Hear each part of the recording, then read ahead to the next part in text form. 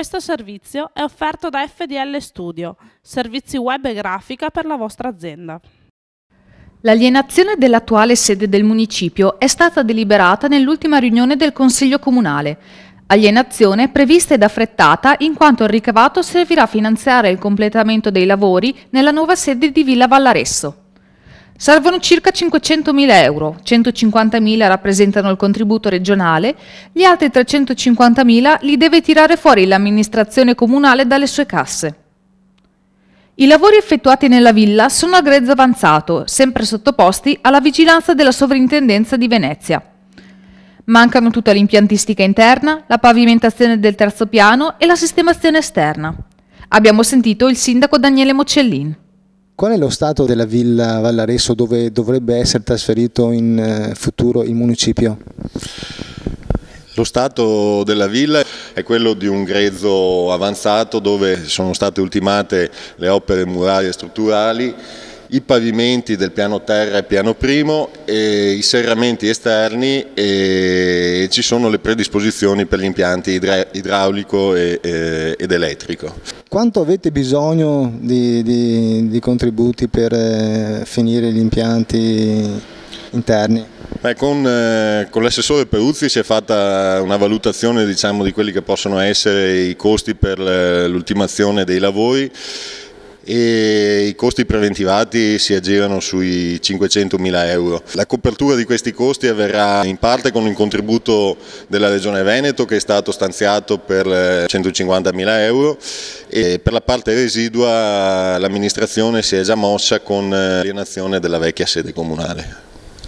L'avete già portato in consiglio l'alienazione della vecchia sede comunale? Sì, si è portato in consiglio il piano delle alienazioni dei beni rivisto con l'inserimento della sede comunale. Al piano terra, sui vari lati, si verranno dislocati gli uffici di più diretto contatto con il pubblico. L'ufficio tecnico per il ricevimento delle pratiche del pubblico, l'ufficio protocollo.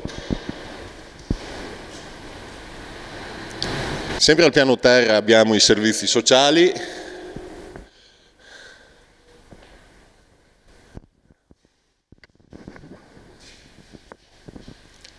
L'ufficio del capo ufficio tecnico.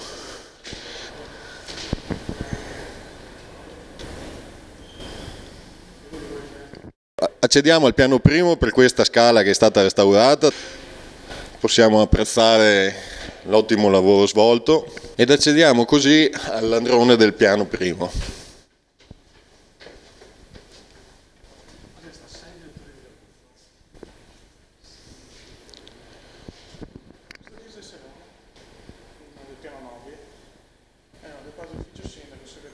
Al piano primo saranno allocati l'ufficio del sindaco,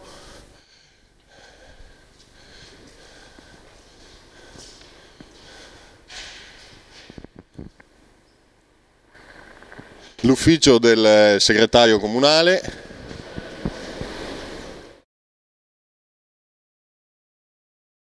gli uffici del piano primo, l'ufficio ragioneria.